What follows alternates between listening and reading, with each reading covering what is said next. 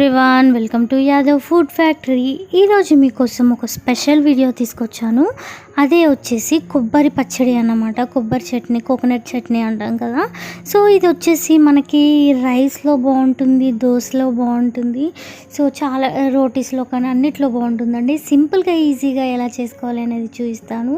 So కడాయిలో oil తీసుకొని oil వేడెక్కాక ఎండుమిరపకాయలు, డ్రై చిల్లీస్ వేసుకొని ఫ్రై చేసుకోవాలన్నమాట. ఇవి లైట్గా ఫ్రై అయిన తర్వాత కొద్దిగా వెల్లుల్లి, అలాగే కొద్దిగా జీలకర్ర వేస్తున్నాను అన్నమాట. జీలకర్ర ముందే వేయొచ్చు కదా అంటే జీలకర్ర అనేది మాడిపోయే ఛాన్స్ ఉంటుంది ఫస్టే వేస్తే. సో ఎండుమిరపకాయలు ఎక్కువసేపు వేయిస్తాం కదా, అందుకే వెనకాల వేసాను. అండ్ ఇప్పుడు మనం కట్ చేసుకున్న కొబ్బరి ముక్కల్ని వేసేస్తున్నాను. ఇవి పచ్చి కొబ్బరి అండి. సో పచ్చి కొబ్బరి ముక్కల్ని వేసేసి మనం ఆయిల్లో ఫ్రై చేసుకోవాలి. లైట్గా పచ్చివాసన, ఆ కొబ్బరి పచ్చివాసన అనేది పోవటానికి మాత్రం మనం లైట్గా ఫ్రై చేసుకోవాలన్నమాట.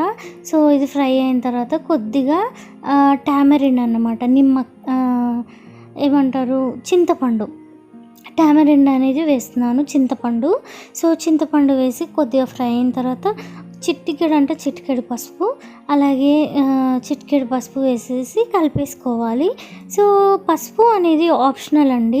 సో పసుపు వేస్తే ఏంటి అంటే మనకి చట్నీ అనేది ఒక మంచి కలర్ వస్తుంది అండ్ టేస్ట్ కూడా చాలా బాగుంటుంది.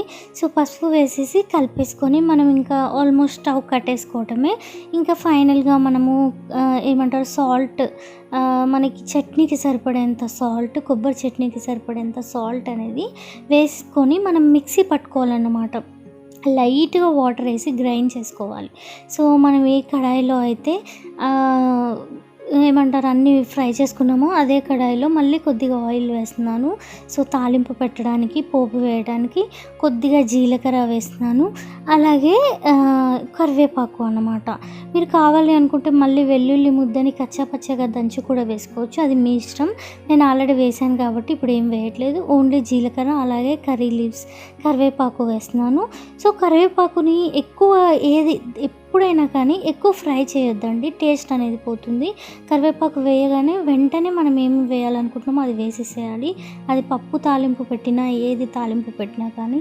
సో అప్పుడు మనకి ఆ కరివేపాకు పచ్చి స్మెల్ అనేది కర్రీకి పట్టినప్పుడు మంచి టేస్ట్ వస్తుంది అన్నమాట. సో మనం ముందుగా మిక్సీ పట్టుకున్న కొబ్బరి చట్నీ ఏదైతే పచ్చడి ఉందో దాన్ని ఆయిల్లో వేసేసుకొని తాలింపులో వేసేసుకొని ఒక 1 minute కొద్దిగా అలా కుక్ చేసుకోవాలన్నమాట. సో చూడండి మనకి బాగా కుక్ అయిపోయింది. సో దీన్ని మనం ఒక బౌల్లో తీసేసుకొని వేడి వేడి అన్నంలో తింటే చాలా టేస్టీగా ఉంటుంది. సో నేను ఇప్పుడు తింటున్నానండి. సో అన్నం అనేది చాలా వేడిగా ఉంది. సో వేడి అన్నంలో కానీ దోశ కాంబినేషన్, రోటీ కాంబినేషన్తో చాలా బాగుంటుంది. అండ్ పిల్లలకి, పెద్దవాళ్ళకి ఈ కొబ్బరి చట్నీ అనేది చాలా హెల్తీ కూడా. సో తప్పకుండా ట్రై చేయండి. వీడియో ఎలా ఉందో కమెంట్ బాక్స్లో కమెంట్ చేయండి. ఇంకో మంచి వీడియో వరకు టాటా, bye bye, love you all.